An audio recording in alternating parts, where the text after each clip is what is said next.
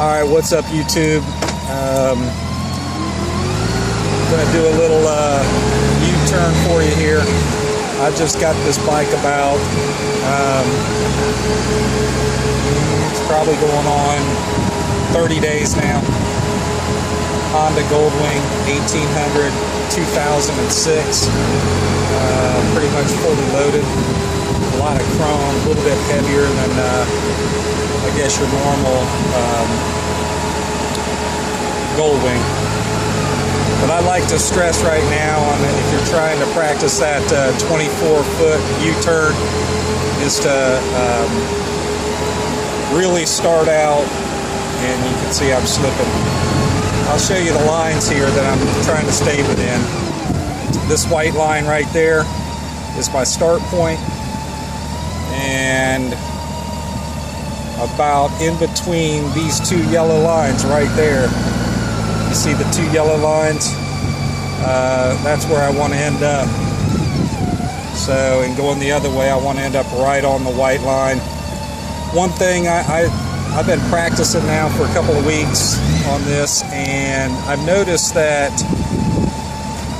when I start out here a little bit, you know, left of the line and kind of swing back in, it makes it a lot easier to dip and then let the bike dip that way and kind of like turn itself. Notice I'm real close there to making it in within the line. Oops, pulled it out a second. That's the other thing I really want to stress. I would definitely practice this in second gear. Yeah, that starting even on the line there, that seemed to be okay. Second gear is your key to this. I've watched a lot of YouTube videos, and you know, maybe your more experienced drivers, they can do it first, third, whatever. For me, starting off, it's definitely third gear or second gear seems to be the sweet spot for me. So I start out the left, I dip back, then I get my head turning as far as I can to the left, and right there it is.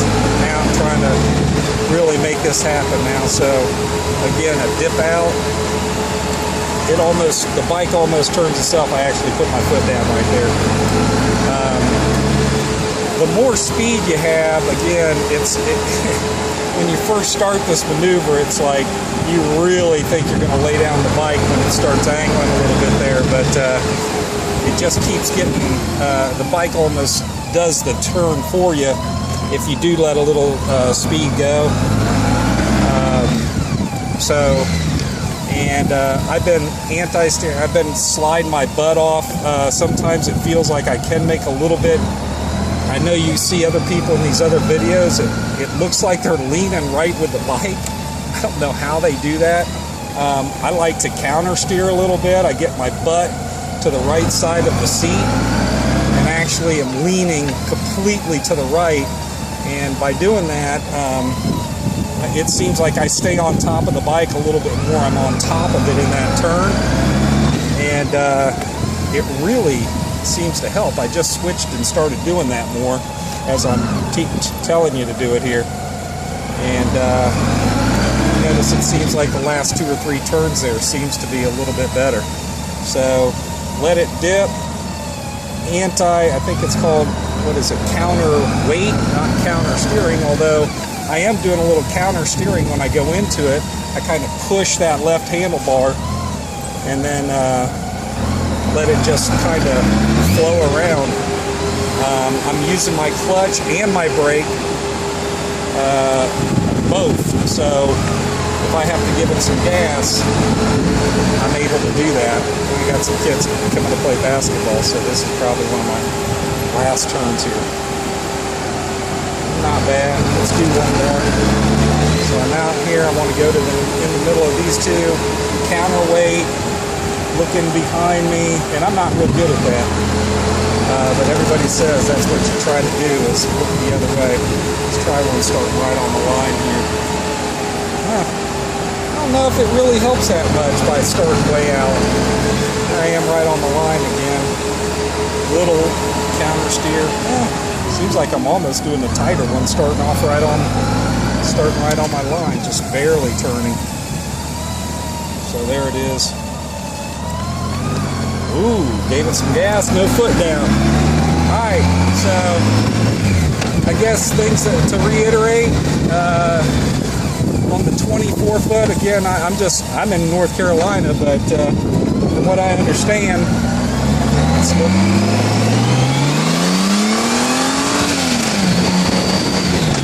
God, I love this bike. That power. Woo! Man, I came from Vulcan 900 and this thing just smokes it off the line. If you haven't done it yet, watch some YouTube videos of the Goldwing versus a Harley. Yeah, you're not a cool Harley guy. You're on a Goldwing. I mean, I'm 50, but I see 35-year-olds on these things and just laying them down doing the twisties. But if you haven't done it yet, Google that Harley dragging a Goldwing, and you'll see who's the king of the hill. You might not be the coolest and the loudest, but you're going to dust a Harley's eyeballs. Put some salt and pepper on that when you serve it up to them too, by the way. Anyway, so reiterating, oh, I got a green arrow. Definitely counterweight really is going to help you. Definitely get in second gear. That's a big help. And then just a little slight swing out to the right and then dip it back to the left is going to help you so much. Again, the main reason I made this video is I never heard anybody on any of these tight turns on the Goldwing or a bigger bike to let it be in second gear when you attempt that move, man. So much more confident now. And then the other trick I learned, again, just getting on the bike and watching all my YouTube videos again. And when you're ready to make your turn, pulling up to a dead stop, go ahead and have that wheel pointed towards the way you want to go. That's so much easier than starting out straight. It seems so common sense. Thanks, guy, for not pulling out in front of me. That's different. And it seems like so much common sense to just have your wheel pointed that direction, but I wasn't doing it. Again, I just came from such a relaxed Vulcan 900, which I could pull up and have my wheel any way I wanted to go and still make the turn. I just wondered why, and I felt so uncomfortable. But boy, that and looking where you want to go, key, man. Just look where you want to go, and the bike just seems to go there so much easier. So weird. The bike's following your eyeballs. It really doesn't ever. But that's it. Good luck, guys, and I hope this helps somebody out there that's really trying that maneuver and trying to do it in first gear. Gosh, it's so jumpy. My bike's so wanting to just lurch forward, and I was just, it was terrible trying to do that U-turn. So good luck, and I'll talk to you soon.